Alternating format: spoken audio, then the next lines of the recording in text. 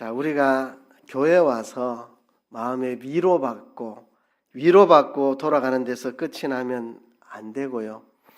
교회 와서 하나님 말씀을 배우고 돌아가서 배운 말씀대로 실행하고 순종해야 합니다.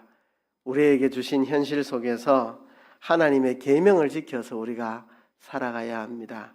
그것이 하나님의 백성의 삶입니다.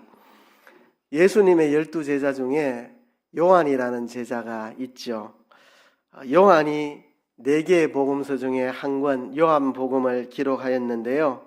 이 요한복음은 다른 복음서에 나오지 않는 많은 내용들을 기록하고 있습니다. 특별히 예수님이 십자가에 못 박히시기 전날 밤 제자들에게 하신 그 긴 설교가 요한복음에만 기록되어 있습니다. 요한복음 14장 예수님이 잡히시던 전날 밤에 제자들에게 이렇게 말씀을 하셨습니다. 너희가 나를 사랑하면 나의 계명을 지키리라 그랬습니다. 나의 계명을 가지고 지키는 자라야 나를 사랑하는 자니 나를 사랑하는 자는 내 아버지께 사랑을 받을 것이요 나도 그를 사랑하여 그에게 나를 나타내리라. 자, 예수님이 십자가에 죽으시기 전날 밤 제자들에게 말씀했습니다. 나를 사랑하면 나의 계명을 지키라.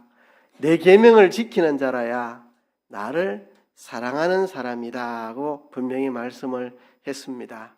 그 예수님의 말씀을 기록한 요한이 이제 오늘 본문인 요한 1서에 와서는 자기의 입으로 예수님의 그 가르침을 교회들에게 전하고 있습니다. 오늘 본문 3절에 보면 하나님을 사랑하는 것은 이것이니 우리가 그의 계명을 지키는 것이라 그랬습니다. 하나님을 사랑하는 것은 이것이다. 우리가 그의 계명을 지키는 것이다. 그의 계명은 무거운 것이 아니로다. 그렇게 말했고 요한 2서에도 또 요한 사도가 이렇게 말합니다. 요한 2서 1장 6절에 또 사랑은 이것이니 우리가 그 계명을 쫓아 행하는 것이요. 그 계명을 쫓아 행하는 것이 사랑이다. 그렇게 말씀을 했습니다. 여러분들에게 물어보겠습니다. 여러분 모두 하나님을 사랑하십니까? 그렇다면 여러분 하나님의 계명을 지키려고 힘써 지켜나가고 계십니까? 앞에보다 뒤에가 목소리가 조금 작아지네요. 그죠? 자, 여러분 하나님을 사랑하기 원하십니까? 예, 그러면 하나님의 계명을 힘써 지키십시오. 계명 지키는 것이 하나님을 사랑하는 것이기 때문입니다. 하나님의 계명을 지키지 않는 것은 하나님을 사랑하지 않는 것입니다. 우리가 찬양 부를 때 하나님을 사랑한다고 정말 고백을 많이 하죠. 주님 사랑해요. 주님 사랑해요. 오 주님 사랑해요. 우리가 얼마나 주님 사랑한다고 찬양으로 고백을 많이 합니까? 그렇죠? 그러나 말 가지고 아무리 노래를 부른다고 해도 그것으로 주님 사랑하는 건 아닙니다. 하나님의 계명을 지켜야 그것이 하나님을 사랑하는 것이라고 예수님이 십자가에 못 박히시기 전날 밤 제자들에게 말씀하셨고 그것을 기록한 사도 요한은 그의 서신에서 하나님을 사랑하는 것은 그의 계명을 지키는 것이라고 말씀을 하고 있습니다. 여러분 결혼한 부부를 생각해 봅시다. 당신은 나의 여왕입니다. 당신은 나의 태양입니다. 그대 없는 삶은 물 없는 오아시스고 앙코 없는 찐빵이고 아무리 떠들어봐야 그것으로 사랑이라 말할 수 없습니다. 부부가 서로에게 지켜야 될 의무가 있습니다. 그 의무를 지켜야 사랑이죠. 대한민국 법에는 부부의 의무를 이렇게 적어 놓았습니다. 부양의 의무, 그리고 정조의 의무, 동침의 의무. 지금은 모르겠습니다만 제가 대학 다닐 때 법학개론을 배울 때는 그래 돼 있었습니다. 부부가 서로 지켜야 될 의무, 대한민국 법에 그렇게 되어 있습니다. 부양의 의무, 정조의 의무, 동침의 의무. 의무를 지켜야 그게 사랑하는 것이지 의무 안 지키고 말로서 당신은 나의 태양입니다. 떠들어봐야 그 의무를 지키지 않으면 그건 사랑하지 않는 것입니다. 우리 신앙 세계에도 마찬가지입니다.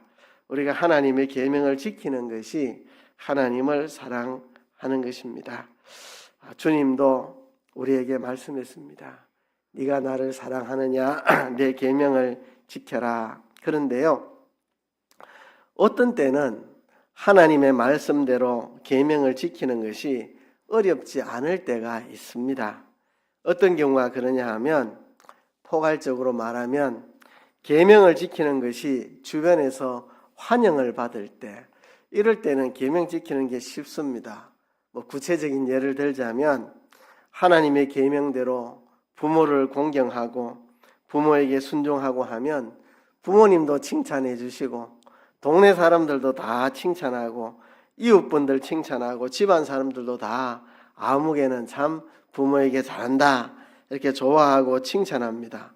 이런 계명은 지키는 게 그래 어렵지 않습니다. 근데 어떤 때는 말씀대로 계명대로 지켜 사는 게 어려울 때가 있습니다. 어떤 경우가 그럴 때입니까? 하나님 말씀대로 계명대로 지켜 살려고 하니까 내가 경제적으로 손해를 보든지 명예적으로 손해를 입든지 인격적으로 공격을 당하든지 내가 고립이 되든지 핍박을 받든지 이런 경우에 하나님의 말씀대로 사는 게 어렵습니다. 계명 지키는 게 참 어렵습니다. 구체적인 예는 들지 않겠습니다만은 이런 경우에 우리가 하나님 계명대로 사는 게 어렵습니다. 그렇죠?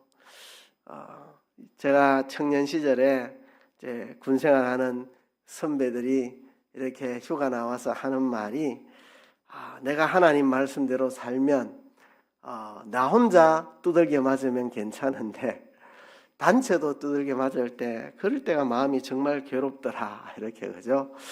너 주일날 교회 가지 마. 나 가겠습니다 하고 가면 나 혼자 때리면 되는데 전체 집합 누가 오늘 교회 가서 전체가 두들겨 맞는다 하고 다 두들겨 패면 내가 주일날 교회 간 것 때문에 고참이 교회 가지 말라 했는데 교회 간 것 때문에 전부가 다 두들겨 맞아야 되니까 이럴 때 내가 교회를 가야 되나 말아야 되나 내 때문에 무고한 사람들이 다 두들겨 맞으니까 그죠? 저도 그런 경우 경험했습니다.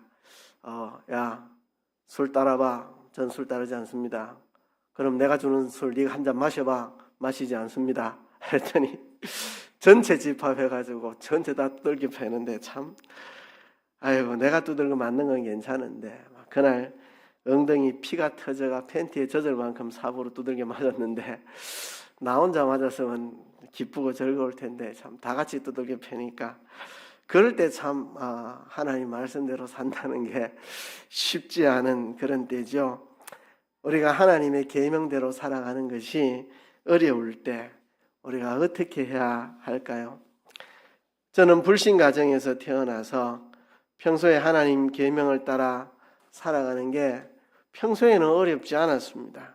부모 공경하고 순종하고 학교 수업 마치면 집에 와서 가내공업을 하니까 열심히 일하고 어렵지 않았습니다. 그렇게 하면 성경의 가르침을 따라 부모 공경하고 순종하고 그래 하면 부모님들도 칭찬하고 좋아하시고 이웃들도 다 칭찬하고 좋아하니까 그럴 때는 계명 지키는 게 좋았습니다. 하나님 계명대로 산다고 다 칭찬해 주니까.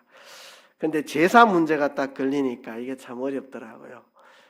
제사는 집안에서 아주 소중한 그런 일이고 이게 우리 가족만 제사를 지내면 아버지 제사 지내지 않겠습니다 이럴 용기가 있는데 이게 5촌 아저씨들 다 오고 6촌까지 집안이 다 모여가 제사를 지내다 보니까 청청시야 어르신들이 계시는데 저 혼자 제사 안 지낸다고 하는 게 참 이게 두렵고 떨리고 혼날 것 같고 마음이 힘들더라고요. 얼마나 마음이 힘든지. 그래서 중학교 3학년 때까지는 제사 지내면서 하나님 죄송합니다. 제 마음은 안 그런데 저는 조상신이 와서 제사 음식이 먹는다고 생각하지 않습니다. 하나님 저는 이것을 믿지 않는데 혼날까 싶어서 어쩔 수 없이 그냥 고개 숙여 절할 뿐입니다. 용서해 주세요. 이렇게 하다가 고등학교 돼 가지고서 이래서는 안 되겠다. 내가 하나님의 계명을 지켜야 되겠다. 하나님의 계명을 지키는 것이 하나님을 사랑하는 거라고 성경이 말했는데 내가 계명을 어겨서는 안 되겠다 하고 제사 지내지 않겠다고 선포를 하고 그때부터 제사를 안 지냈는데요. 제가 용기가 없는 사람이라 겁이 많은 사람이라 한 달 동안 간절하게 기도를 하고 하나님께 도와달라고 그렇게 하고 난 다음에 제사 지내지 않는다고 선포를 했습니다. 그래서 그런지 내가 제사 안 지내는 것에 대해서 집안에 그 누구도 핍박하지 않고 방해 없이 잘 넘어왔습니다. 아무도 제가 제사 안 지내는 데 대해서 두말하지 않았어요. 그래서 역시 기도가 중요하다. 용기가 없으면 기도하면 또 하나님이 용기 없는 나에게 이런 은혜를 주시는구나 그런 생각이 들었습니다. 그래서 제사 문제는 어려움 없이 잘 지나갔는데 가끔 큰형님하고 내가 계명 지키는 문제 때문에 부딪힐 일들이 있었습니다. 구체적인 이야기는 하지 않겠습니다만은 아무튼 형님이 내한테 뭐를 같이 하자고 시키는데 나로서는 계명을 지키기 위해서는 그 일에 동참할 수가 없는 상황이고 그런 일들이 몇 번 있었습니다. 형이 아주 화를 내고 그랬죠. 이것 좀 같이 하자는데 그걸 또 안 들어주냐고. 그렇게 나는 내대로 계명을 지켜야 되니까 그래 할 수밖에 없었고 그런 우리 큰형님이 제가 군에 갈 때 네가 없는 동안 엄마를 꼬셔가지고 불신자 만들어 놓겠다고 그렇게 이야기를 하고 그랬는데요. 그런데 감사하게도 제가 군에 있는 동안 큰형님은 예수님을 구주로 영접했고 큰형님이 우리 집에서 나도 예수를 믿어서 제사를 지내지 않겠다고 선포를 했습니다. 근데 큰형님이 그 선포할 때는 조금 시끄러웠습니다. 아마 우리 집에 장남이 되다 보니까 아마 좀 그랬을 수도 있겠고 또 제 한 사람 그러면 괜찮은데 자꾸 이게 확장되니까 어머니도 예수 믿고 큰형님도 예수 믿고 이렇게 확장되니까 아마 집안에서 조금 시끄러운 이야기가 난 것 같는데 그래도 형님의 결정이 단호했고 잘 넘어갔습니다. 그래서 제가 오늘 이 말씀을 준비하면서 지나간 제 삶을 회고해 볼 때 느끼는 것이 몇 가지가 있습니다. 첫째는요, 하나님은 우리가 계명을 지키기 곤란한 상황을 일부러 만들어 주십니다. 우리가 계명을 지키기 곤란한 상황을 우리에게 만들어 주시고 그리고는 그런 상황 속에서도 계명을 지키는지 안 지키는지 우리를 시험하시고 하나님에 대한 우리의 사랑을 확인하십니다. 두 번째는요, 내가 계명을 지키면 저 사람하고 원수가 될 것 같은 그런 상황이 우리에게 주어지는데 오히려 하나님의 계명을 지키면 원수가 될 것 같은 그 사람과 오히려 관계가 좋아지고 심지어는 그 사람이 예수를 믿게 되는 그런 일들이 있더라는 것입니다. 제 개인의 간증입니다.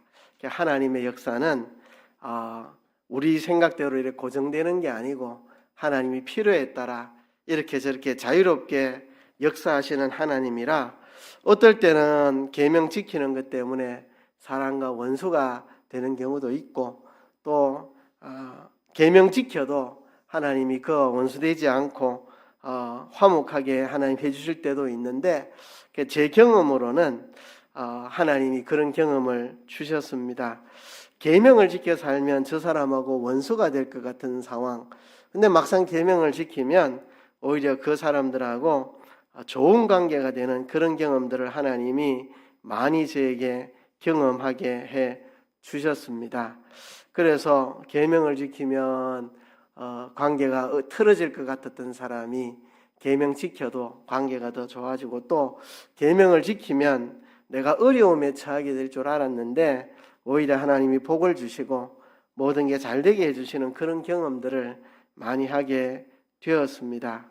세 번째는요, 그런데 때로는 제가 약해서 어려움을 못 이겨서 계명을 어기고 현실과 타협하고 믿음을 양보하면 잘 될 것 같아 보이던 모든 일들이 안 되고 사이가 좋아질 것 같았던 사람들이 사이가 멀어지고 내가 이렇게 내 신앙을 양보해주면 그들이 나를 좋아하고 환영해서 예수님을 믿을 것이라 생각했던 사람이 오히려 마음이 돌아서고 강팍해지는 그런 경험들을 많이 하게 되었습니다. 그래서 제 삶의 결론이 무엇이냐 하면 힘들어도 하나님의 계명을 지켜 살면 그것이 하나님을 사랑하는 것이고 그것이 자기를 복되게 하는, 자기를 사랑하는 것이고 그것이 다른 사람을 사랑하는 사랑이 된다 하는 것입니다. 그래서 오늘 본문에 보면 하나님을 사랑하는 것은 이것이니 우리가 그의 계명들을 지키는 것이라 그렇게 말했고, 또 요한 2서 1장 6절에도 사랑은 그의 계명을 지키는 것이 사랑이다. 이것은 하나님을 사랑하는 것이기도 하고 내 자신을 사랑하는 것이기도 하고 다른 사람을 사랑하는 것이기도 하더라는 겁니다. 내가 계명을 지킴으로 하나님 사랑하고 또 계명을 지킴으로 하나님이 복을 주셔서 내가 잘됨으로 내 자신을 사랑하는 것이고 내가 계명을 지킴으로 다른 사람도 복되게 함으로 다른 사람을 사랑하는 것이 되더라는 게 제 삶의 회고 속에서 느끼는 것입니다. 사무엘상 4장에 보면 사무엘이 등장할 즈음에 이스라엘과 블레셋 사이에 전쟁이 벌어졌습니다. 누가 이겼습니까? 블레셋이 이겼습니다. 이스라엘이 전쟁에서 패했습니다. 왜 그랬습니까? 이때는 사사시대 말기입니다. 이스라엘 백성들이 각각 자기 소견에 옳은 대로 행하고 하나님의 말씀대로 살지 않았습니다. 하나님의 계명을 버리고 지키지 않았습니다. 하나님의 계명을 크게 떠나 있던 시대였습니다. 하나님의 계명을 어기고 하나님이 그들을 떠나 있으니 전쟁에 이길 수가 없었습니다. 이스라엘이 전쟁에 나가서 패전을 했습니다. 그래서 그들이 모여가지고 궁리를 했습니다. 법궤를 전쟁터에 가지고 나가자. 법궤는 그 안에 10계명 돌판이 들어있는 상자입니다. 이 10계명 돌판이 들어있는 이 상자는 하나님의 말씀을 상징하는 것입니다. 하나님의 말씀. 그들이 이 법궤를 가지고 가는 것은 하나님의 말씀을 앞세워서 하나님의 계명을 앞세워서 전쟁에 나가면 전쟁에 승리하리라 생각을 했습니다. 또 이 법궤는 하나님의 임재를 상징합니다. 이 전쟁에 하나님이 우리와 함께 하시면 전쟁을 이긴다는 거죠. 그래서 이번에는 법궤를 가지고 전쟁에 나갔습니다. 근데 전쟁에서 또 패전했습니다. 왜 그렇습니까? 법궤를 들고 나간다고 전쟁에 승리하는 것이 아니라 그들이 하나님의 말씀대로 살아야 전쟁에 승리하는 거고 하나님이 그들과 함께 하셔야 전쟁에 이기는 거지 법궤만 가지고 간다고 하나님이 그들과 함께 하시는 건 아니기 때문에 그들은 하나님의 계명을 버렸고 하나님 말씀대로 살지 않았고 하나님 그들을 떠나 있기 때문에 법궤를 메고 간다 해가지고 전쟁에 승리할 수 있는 게 아니었습니다. 그 결과 어떻게 되었느냐? 제사장들은 전쟁에서 죽임을 당하고 그리고 법궤는 빼앗기게 되고 그 당시에 마지막 사사였던 엘리 제사장은 전쟁에 패전하고 법궤가 빼앗긴 소식을 듣고 넘어져서 목이 부러져 죽었습니다. 이렇게 법궤를 빼앗기는 큰 재앙을 그들이 만났습니다. 하나님의 법궤를 이방인들에게 빼앗기는 큰 재앙을 이들이 만나게 됩니다. 근데 재앙은 거기서 그치지 않았습니다. 법궤를 빼앗아간 블레셋에게도 하나님의 재앙이 내렸습니다.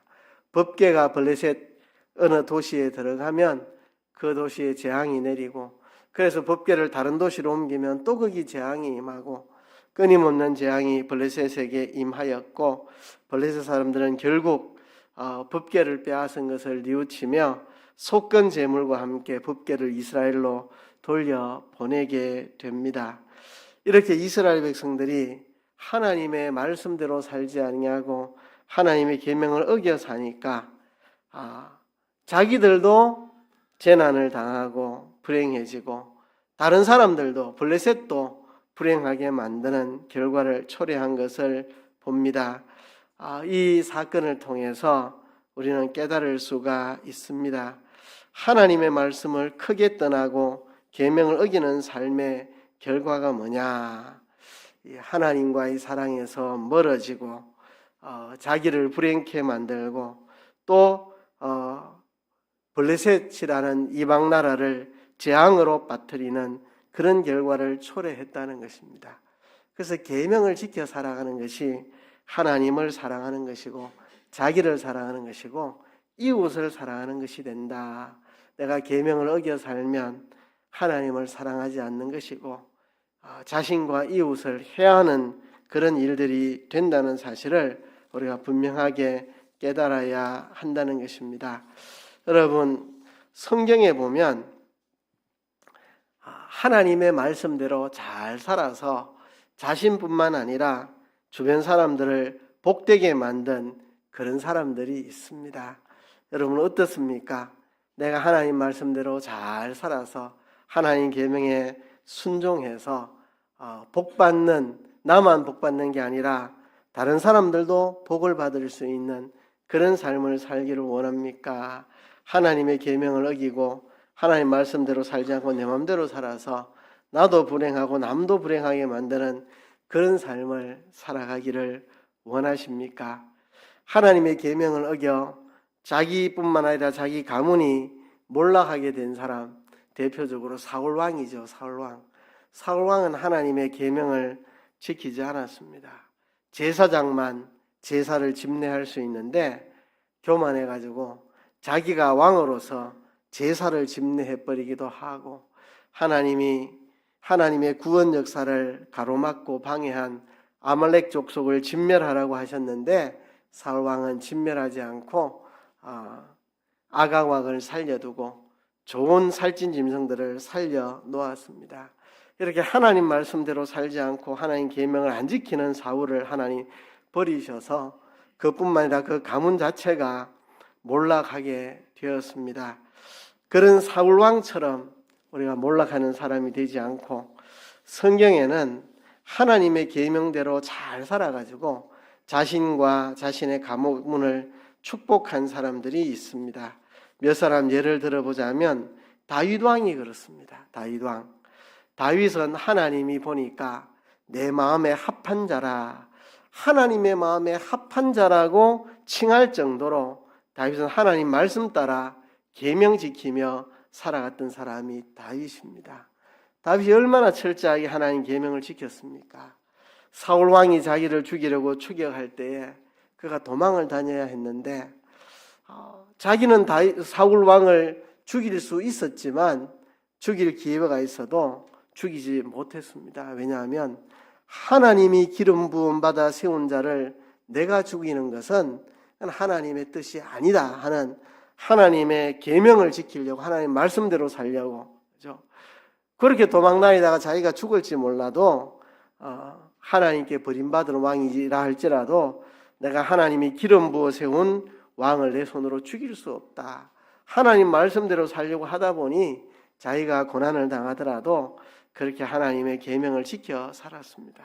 그는 도망 다니다가 블레셋이 이스라엘을 침략했을 때 하나님 내가 이들을 구원하러 전쟁에 출전을 할까요 말까요? 하나님이 전쟁에 나가라. 너는 이 나라의 군대 장관이니 블레셋 손으로부터 백성들을 지켜야 되지 않겠느냐.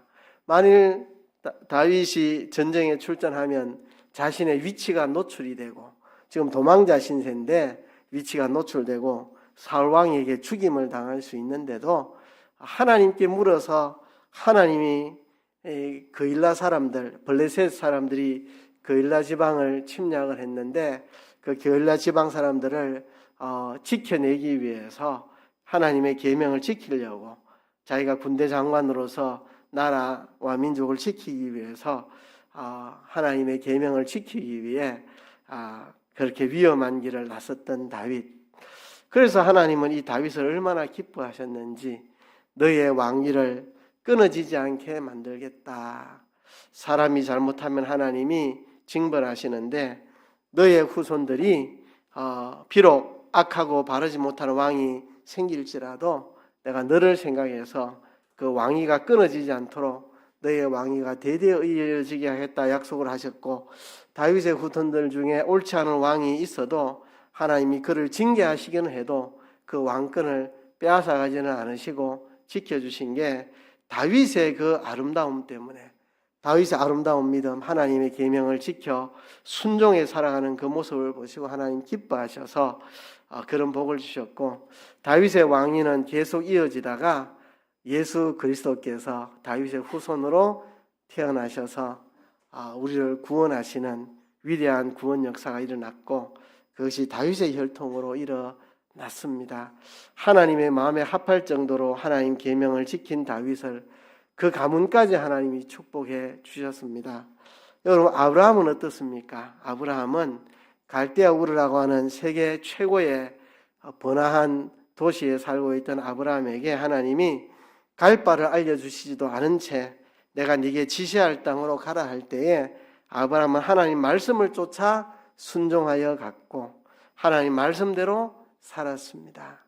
그리고 하나님이 100세에 낳은 아들 이삭을 바치라고 말씀하실 때 그 하나님 말씀에 순종하여 이삭을 바치려 할 때 하나님이 아브라함을 중단시키고 네가 이제 나를 사랑하는 줄을 이제야 알겠다 하고 하나님이 아들 이삭이 아니라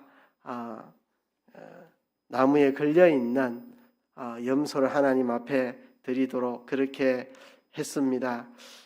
그렇게 하나님이 아브라함을 축복하셔서 아브라함의 후손들이 이스라엘 민족이 되고 그 혈통에서 예수 그리스도가 아브라함의 후손으로 탄생하는 그런 축복을 그 가문에 허락을 하셨습니다. 사무엘은 이 사사시대 말기에 태어나가지고 사사시대 하나님의 말씀을 버리고 이스라엘이 몰락해 갈 때에 사무엘이라고 하는 어린아이가 등장해서 어려서부터 성소에서 자라며 하나님 말씀대로 진실하게 자라서 백성들에게 하나님의 말씀을 가르쳤고, 백성들은 어린 사무엘을 통해 전해지는 말씀이 하나님의 말씀인 줄 믿고 따랐고, 그래서 사무엘이 백성들에게 회개운동을 벌여 그들이 회개하고 하나님 말씀으로 돌아옴으로 나라가 회복되고 평화를 얻게 됩니다.